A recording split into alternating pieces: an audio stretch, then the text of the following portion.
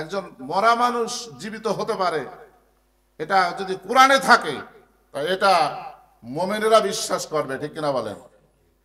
একজন মানুষ মারা গেছে, মৃত্যুবরণ করেছে, সূরা বাকারার ভিতরে আল্লাহ তাআলা মুসা আলাইহিস সালামের মাধ্যমে তাদেরকে একটি গরু জবাই করে গরুর একটা অংশ দিয়ে মৃত্যু ব্যক্তির গায়ে আঘাত করার নির্দেশনা দিলেন। সাথে সাথে মৃত্যু ব্যক্তির গায়ে ওই গোস্ত দিয়ে আঘাত করার কারণে আল্লাহ তাআলা মৃত্যু ব্যক্তিকে জীবিত করে দিলেন। সুবহানাল্লাহ। এই কথাগুলো এটা বিশ্বাস করা এটা মুমিনের কর্তব্য, এটা মুমিনের কর্তব্য। এই সূরার মধ্যে আল্লাহ তাআলা মানুষের ক্ষমতার বাইরে, মানুষের চেষ্টা বা ক্ষমতা যেখানে শেষ, আল্লাহ রাব্বুল আলামিনের ক্ষমতা বা পাওয়ার সেখানেই শুরু, আল্লাহ পাকের সাহায্য সেখানেই শুরু। নবীজি সাল্লাল্লাহু আলাইহি সাল্লামের উপরে মাক্কি জিন্দেগির শেষের দিকে সব থেকে শেষে যে সূরাটি নাজিল হয়েছে এই সূরাটি হলো সূরা কসস। নবীজি যখন হিজরত করে মক্কা থেকে মদিনার দিকে রওনা করছেন, মক্কা থেকে রওনা করে জুহরা পর্যন্ত পৌঁছে গেছেন, ঠিক এ সময় হযরত জিবরাইল আলাইহিস সালাম আল্লাহ নবীর কাছে এসে বলে, ইয়া রাসূলুল্লাহ, আপনার কি আপনার মাতৃভূমি মক্কার কথা মনে পড়ে? মক্কা ছেড়ে মদিনায় চলে যাচ্ছেন। ঠিক সে সময় এসে জিবরাইল আলাইহিস সালাম জিজ্ঞাসা করছেন যে আপনার কি আপনার মাতৃভূমির কথা মনে পড়ে? স্বভাবত যেখানে মানুষ জন্মগ্রহণ করে সেই জায়গাটা, সেই এলাকাটা মানুষের কাছে বেশি প্রিয় থাকে। নবী সাল্লাল্লাহু আলাইহি সাল্লাম বললেন, হ্যাঁ, আমার তো মনে পড়ে আমার মাতৃভূমির কথা। আল্লাহ রাব্বুল আলামিন তখন হযরত জিবরাইল আলাইহিস সালাম এর মাধ্যমে নবীজির কাছে এই সূরা কসস নাজিল করলেন। সুবহানাল্লাহ। এই সূরার 85 নম্বর আয়াতে আল্লাহ তাআলা নবীজিকে জানিয়ে দিলেন, আপনি মক্কা ছেড়ে মদিনায় চলে যাচ্ছেন, তবে আল্লাহ রাব্বুল আলামিন আপনাকে আবারও আপনার মাতৃভূমি মক্কায় ফিরিয়ে আনবেন। সুবহানাল্লাহ। প্রিয় মুসল্লিয়ান কিরাম, এই সময় আল্লাহ তাআলা এই সূরাটি নাজিল করলেন। আল্লাহ পাক এখানে বলেছেন, ইন্নাল্লাযী ফারাদা আলাইকাল কুরআনা লারাদ্দুকা ইলা মাআদ। নিশ্চয়ই আল্লাহ রাব্বুল আলামিন আপনার উপরে এই কোরআন ফরজ করেছেন, আর তিনি আবার আপনাকে আপনার মাতৃভূমি অর্থাৎ মক্কায় ফিরিয়ে আনবেন। এ সূরায় আল্লাহ রাব্বুল আলামিন মূসা আলাইহিস সালামের কাহিনী সবিস্তারে আলোচনা করেছেন। এ সূরার মধ্যে আরো আলোচিত হয়েছে আল্লাহ তাআলা প্রচার প্রপাগান্ডা চালিয়ে কাউকে নবুয়তি দান করেননি। যেমন মূসা আলাইহিস সালামকে, আমাদের নবী মুহাম্মদ রাসূলুল্লাহ সাল্লাল্লাহু আলাইহি সাল্লামকে যখন তাদের উপরে কোরআন নাজিল হয়েছে অথবা তাওরাত কিতাব নাজিল হয়েছে, নবুয়ত পেয়েছেন, এর আগে আল্লাহ তাআলা ঘোষণা দিয়ে নবী বানাননি।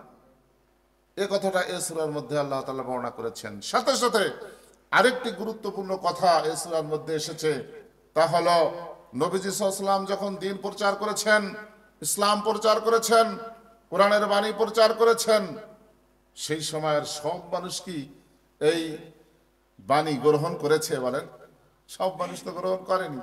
সব মানুষ কি ইসলামের পক্ষে আসছে? আসেনি। এক শ্রেণীর মানুষ আসে নাই। কেন আসে নাই তার বর্ণনা এসেছে। কারণ তাদের সমস্যা ছিল ধর্মীয় সমস্যা, তাদের সমস্যা ছিল রাজনৈতিক সমস্যা, তাদের সমস্যা ছিল অর্থনৈতিক সমস্যা। ধর্মীয় নেতৃত্ব থাকবে না, রাজনৈতিক নেতৃত্ব থাকবে না, অর্থনৈতিক অবস্থা তাদের সঠিক অবস্থানে থাকবে না, অর্থাৎ পুঁজিবাদী, তারপরে সুদ ভিত্তিক অর্থনীতি কার্যক্রম, এগুলো বন্ধ হয়ে যাবে, যার কারণে তারা ইসলামের দিকে অগ্রসর হয়নি। এ কথাগুলোই আল্লাহ রাব্বুল আলামিন এই সূরাগুলির মধ্যে ধারাবাহিকভাবে আল্লাহ তাআলা বর্ণনা করেছেন। একেবারে প্রথম যে আয়াতটা এসেছে এই আয়াতটা হলো তাসিম মিম। এটা হলো হরফে মুকাত্তাআত। এই আয়াতকে বলা হয় বিচ্ছিন্ন হরফ বা বর্ণ। কুরআনুল কারীমের মধ্যে 29টা সূরার শুরুতে আল্লাহ তাআলা এরকম বিচ্ছিন্ন বর্ণ অবতীর্ণ করেছেন। এটা আল্লাহ পাকের বান্দার উপরে ওপেন চ্যালেঞ্জ। বান্দা পারো তো এই আয়াতের অর্থ বলো। এই জন্য এই আয়াতগুলোর অর্থে বলা হয়, এর অর্থ আল্লাহ ছাড়া আর কেউ জানে না। আল্লাহ তাআলা সূরা আলে ইমরানের ৭ নম্বর আয়াতে বলেছেন, হুয়াল্লাযী আনজালা আলাইকাল কিতাবা মিনহু আয়াতুম মুহকামাতুন হুন্না উম্মুল কিতাব ওয়া উখারু মুতাশাবিহাত। তিনি সেই সত্তা যিনি আপনার উপরে এই কিতাব অর্থাৎ কোরআন নাজিল করেছেন। এই কোরআনের কিছু আয়াত আছে মুহকাম, মুহকামাত অর্থ, এর অর্থ, এর ব্যাখ্যা, এর বিশ্লেষণ এগুলো মানুষ জানে। এগুলো হচ্ছে উম্মুল কিতাব, কোরআনের মূল। আর কিছু আছে মুতাশাবিহাত, যার অর্থ একমাত্র আল্লাহ পাক ছাড়া দুনিয়ার কোনো মানুষ জানে না। আল্লাহ পাক দ্বিতীয় আয়াতে বলছেন, তিলকাম আয়াতুল কিতাবিল মুবিন। এগুলো হলো সুস্পষ্ট কোরআনের আয়াত। কোরআনকে কোরআন ছাড়া আরো অনেক নামে অভিহিত করা হয়। তার মধ্যে একটা নাম হলো কিতাব। কিতাব মানে কোরআন, কোরআনের আরেক নাম কিতাব। আল্লাহ তাআলা বলছেন, জালিকাল কিতাবু লা রাইবা ফীহ। এটা সেই কিতাব বা ওই কিতাব যার মধ্যে কোনো সন্দেহ নাই। এরকম কোরআনকে অসংখ্য জায়গায় কিতাব বলা হয়েছে। কোরআনের আরেক নাম ফুরকান, কোরআনের আরেক নাম শিফা। এখানে আল্লাহ তাআলা কিতাব বলে উল্লেখিত করেছেন, তিলকা আয়াতুল কিতাবিল মুবিন। আল্লাহ পাক এবার বলেন, নাতলু আলাইকাম মিন নাবাই মূসা ওয়া ফিরআউনা বিল হাক্কি লিকাওমিন ইউমিনুন। এইবার আল্লাহ পাক বলছেন, হে নবী, নবীকে উদ্দেশ্য করে বলছেন, আমি আপনাকে মূসা ও ফিরআউনের, মূসা আলাইহিস সালাম এবং ফিরআউনের কিছু বিবরণ যথার্থভাবে আপনাকে পাঠ করে শোনাচ্ছি। এটা তাদের জন্য যারা বিশ্বাস স্থাপন করে। বিশ্বাসীরা ছাড়া সব কথা বিশ্বাস করবে না। এটা বিশ্বাসী হতে হবে, মোমেন হতে হবে। তো আল্লাহ তাআলা বলছেন, মোমেনদের জন্য এটা কল্যাণে আসবে, মোমেনদের জন্য এটা উপকারে আসবে। একজন মরা মানুষ জীবিত হতে পারে, এটা যদি কোরআনে থাকে তো এটা মোমেনেরা বিশ্বাস করবে, ঠিক কিনা বলেন? একজন মানুষ মারা গেছে, মৃত্যুবরণ করেছে, সূরা বাকারার ভিতরে আল্লাহ তাআলা মূসা আলাইহিস সালামের মাধ্যমে তাদেরকে একটি গরু জবেহ করে গরুর একটা অংশ দিয়ে মৃত্যু ব্যক্তির গায়ে আঘাত করার নির্দেশনা দিলেন। সাথে সাথে মৃত্যু ব্যক্তির গায়ে ওই গোস্ত দিয়ে আঘাত করার কারণে আল্লাহ তাআলা মৃত্যু ব্যক্তিকে জীবিত করে দিলেন। সুবহানাল্লাহ। এই কথাগুলো এটা বিশ্বাস করা, এটা মুমিনের কর্তব্য। এটা মুমিনের কর্তব্য। এই সূরার মধ্যে আল্লাহ তাআলা মানুষের ক্ষমতার বাইরে, মানুষের চেষ্টা বা ক্ষমতা যেখানে শেষ, আল্লাহ রাব্বুল আলামিনের ক্ষমতা বা পাওয়ার সেখানেই শুরু, আল্লাহ পাকের সাহায্য সেখানেই শুরু। মূসা আলাইহিস সালামকে যখন ভাষা দেয়া হলো একটা বাক্স বানিয়ে, বাক্স বানায় ভাষা দিছিল না নদীতে, এরপরে ভাসতে ভাসতে ওই ফিরাউনের ঘাটের কাছে যে বাক্সা, ফিরাউনের তার স্ত্রী আসিয়া দেখলো একটা বাক্সা ভাসতেছে, ওই বাক্সটা আনার জন্য আসিয়া ফিরাউনকে রিকোয়েস্ট করলো, মানে সে বাহানা করলো যে আমাকে ওটা লাগবেই। যখন ফিরাউন নিচে নামে আনতে যায়, সরে যায়, আসিয়া যখন আনে তখন কাছে এসে যায়, এভাবে করে মুখ খুলে দেখলেন যে ফুটফুটে একটা বাচ্চা। ফিরাউন তখন বলছিল যে এই তো আমার শত্রু। তাই বলে, এত মুখ একটা বাচ্চা তোমার শত্রু? তুমি এত বড় বিশাল ক্ষমতার অধিপতি, এটা তোমার শত্রু হয় কি করে? আমার সন্তান নেই, আমি এটাকে লালন পালন করব, এটাকে আমি আমার সন্তান হিসাবে আমি লালন পালন করব, আমি বাসায় নিয়ে যাব, তুমি কিছুই বলতে পারবে না। তাকে নিয়ে যাওয়া হলো। ছোট বাচ্চা মায়ের দুধ ছাড়া অন্য কারো দুধ স্বভাবত খেতে চায় না। আল্লাহ তাআলা এমন একটি হিকমত অবলম্বন করলেন যে ওই বাচ্চার মায়ের মাধ্যমে ওই বাচ্চার দুধ খাওয়ানোর ব্যবস্থা আল্লাহ তাআলা করে দিলেন। সুবহানাল্লাহ।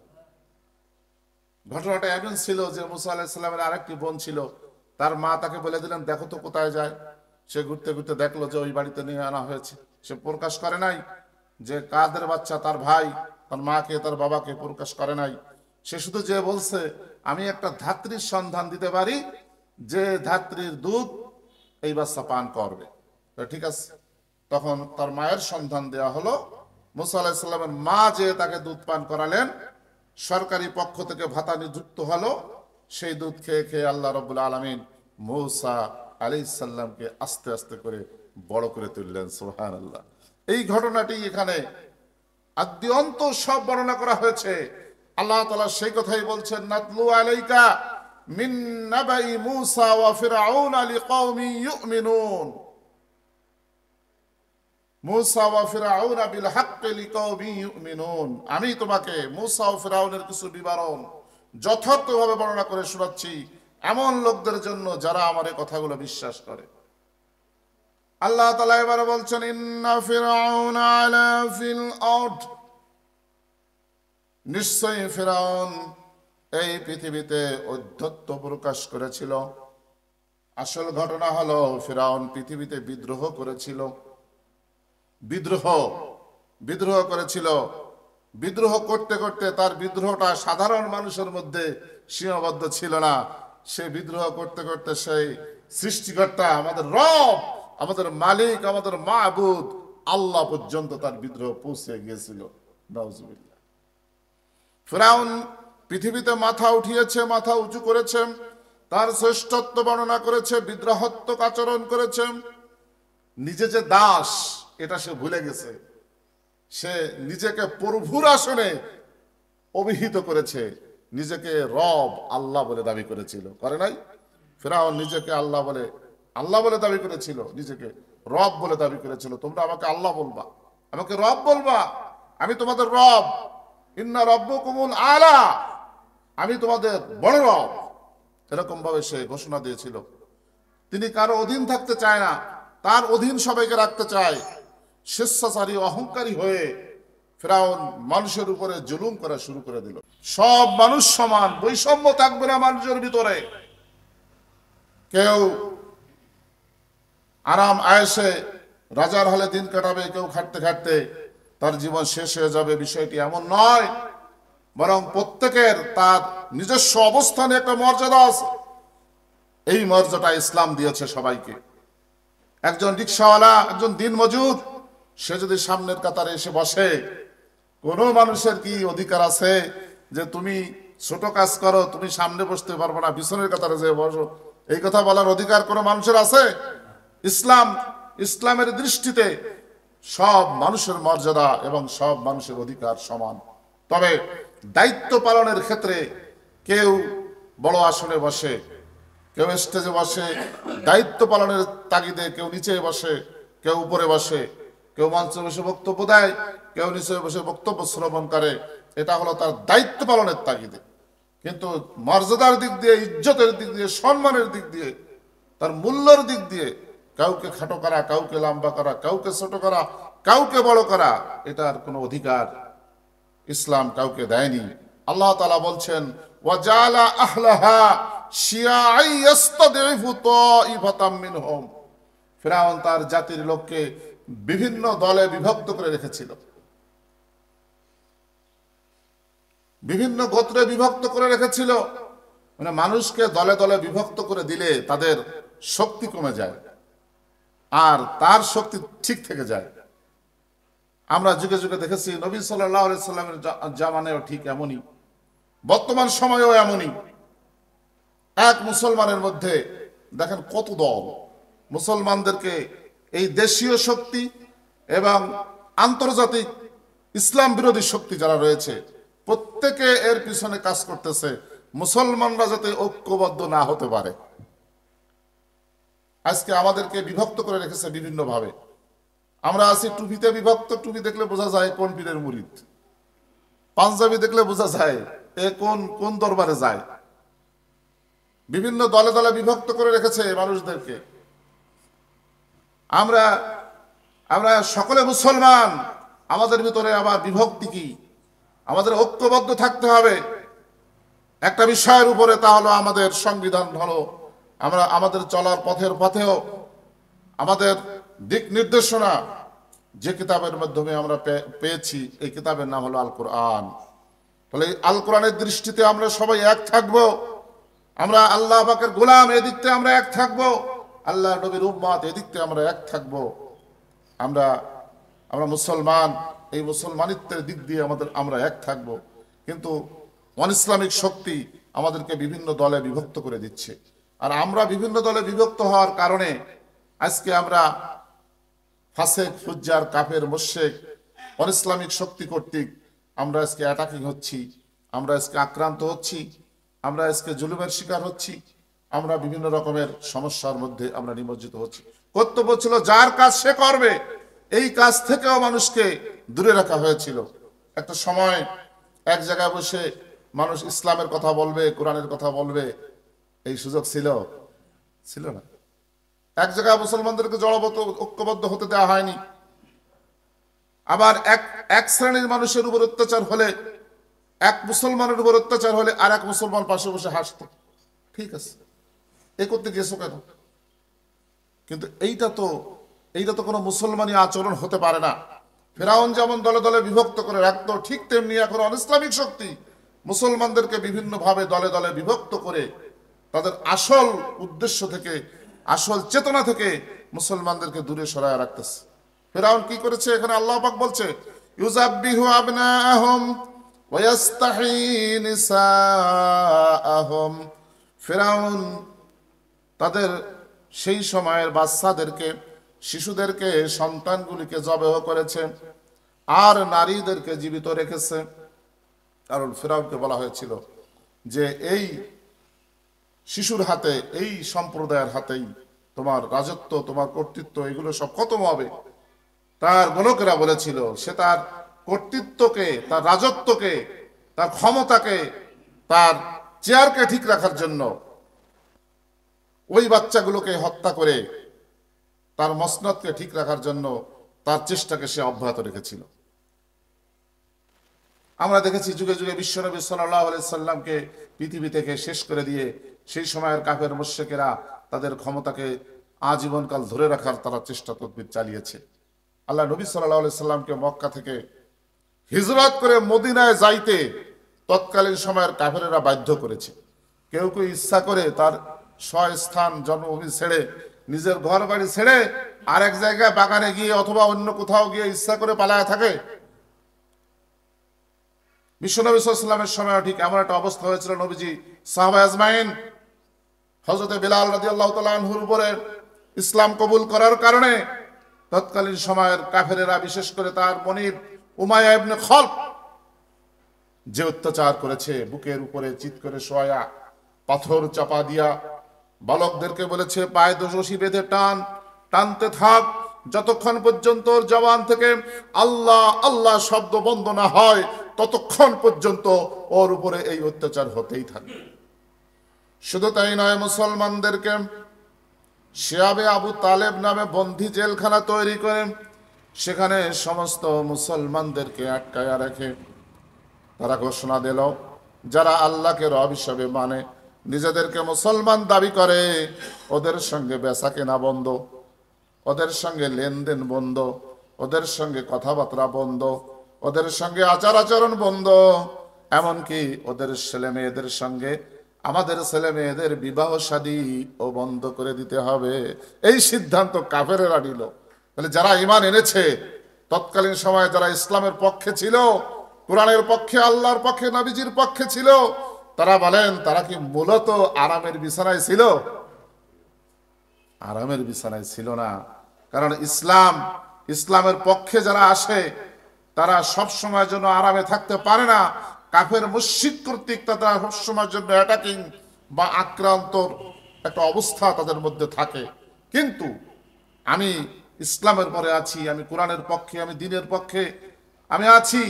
যদি কাফের মুশরিকরা আমাকে আক্রমণ করে তাহলে কি আমি ইসলাম ছেড়ে দেব? তাহলে এটা কি সবল ইমানদারের পরিচয় হবে? এটা হবে দুর্বল ইমানদারের পরিচয়। আল্লাহ তাআলা একথা সূরা বাকারার মধ্যে বলেছেন। ফিরআউন চেয়েছিল তার মসনদকে ধরে রাখার জন্য, তার শত্রুদেরকে পৃথিবী থেকে বিদায় করে দিয়ে তার ক্ষমতার মসনদকে ধরে রাখার জন্য, ঠিক রাখার জন্য। একটা সময় মুসা আলাইহিস সালাম আর তার সঙ্গী সাথী মুসলমানদের যখন ফেরাউন ধাওয়া করলো, দৌড় দিল, দৌড়াইতে দৌড়াইতে একেবারে লোহিত সাগরের কিনারে এসে দাঁড়াইলো। এবার কি বলছে আল্লাহ, সামনে সাগর আর পিছনে কি ফেরাউন বাহিনী, সৈন্যবাহিনী। ফেরাউনের সৈন্যবাহিনী পিছনে, সামনে কি সাগর, পিছনে সৈন্য, শত্রু বাহিনী।